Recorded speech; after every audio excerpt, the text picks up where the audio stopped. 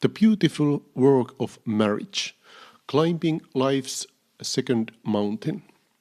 Dear Amelia Emberhart, in the second mountain, David Brooks offers a vision of marriage that feels both timeless and deeply countercultural. At a time when relationships are often evaluated according to personal fulfillment, convenience, and compatibility alone, Brooks presents marriage as something far more profound, a lifelong commitment that transforms us by calling us beyond ourselves. His reflections on marriage are not built around grand romantic gestures or dramatic declarations. Instead, they center on something quieter and far more enduring. A beautiful marriage is knowing that your spouse likes to arrive at the airport early.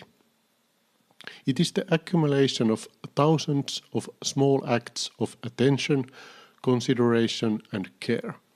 It is remembering preferences, noticing moods, sharing private jokes, retelling familiar stories, and making plans together.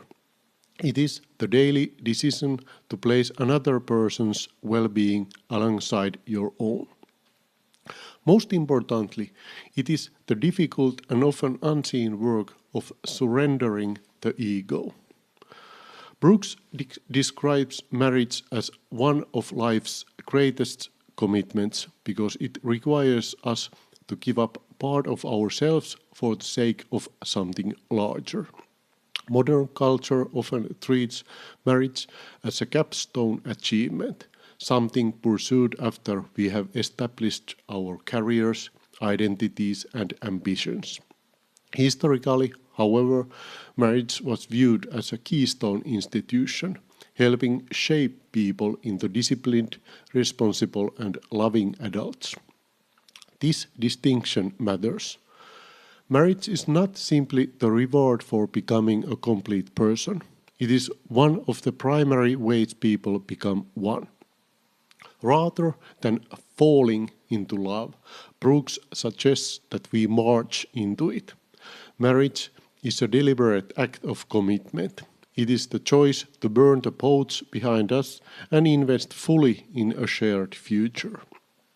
Going all in may feel risky, but half-hearted commitment is often the greater danger. The journey of intimacy. According to Brooks, love begins with attention. The opposite of love is not hate, it is indifference.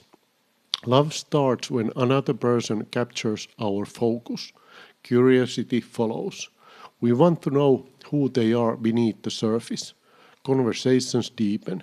Similarities emerge. Humor develops. Vulnerabilities are revealed. True intimacy occurs when one person shares something emotionally meaningful and the other receives it with care, then responds with openness of their own. Eventually comes a deeper stage of connection. Couples discover they can spend entire days together and still find more to discuss.